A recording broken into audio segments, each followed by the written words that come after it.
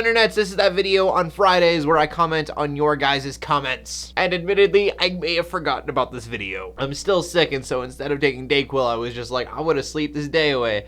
And then I remembered that I had to do this video, so I took some Dayquil, waited, and now I'm here. And I did one of these with my hair, and it looks like this, and I kind of like it, so I'm gonna go with it. And then I remember that someone called me a Hank Green wannabe, so to the people who said that, here you go.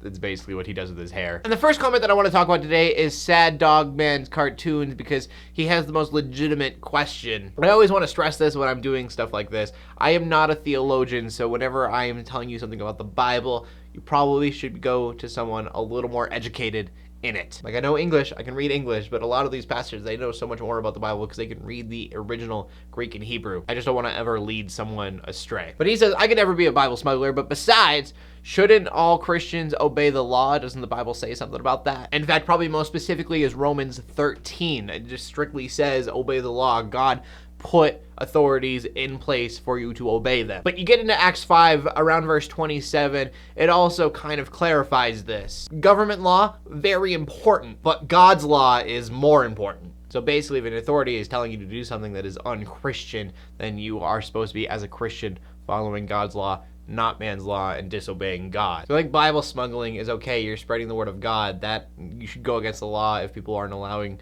you to evangelize. But say like drinking before you're 21. The Bible doesn't say you should drink before you're 21, but there's a law that states that. And so as a Christian, especially like high school and stuff, you should be obeying that law because that's what the government said to do, and the government is put in place by God. And then Author Playing Games, they mentioned that they also don't like bad egg Christians that give the rest of us Christians a bad name. I actually often get in a lot of trouble for tearing down Christians. I feel like this one's a little bit different. I mean, it was a sexual abuse scandal. He was really using his Christianity as an excuse. But in general, I usually don't look at myself as tearing down Christians. I look at myself as criticizing Christians, and I don't do it in a way that's like I'm better than them by any means. It's more of a, they have a huge spotlight. They are in a leading role, and you should be aware. And then Stoked and Awesome, you have a friend who is looking into Christianity, and that is fantastic and awesome, and I am super excited for you. I have been praying for you throughout the week. It's always a great feeling when you get to play a role in actually helping someone become a Christian. I really hope that God uses you to change his eternity forever, but if not, don't be dismayed. There's more people out there.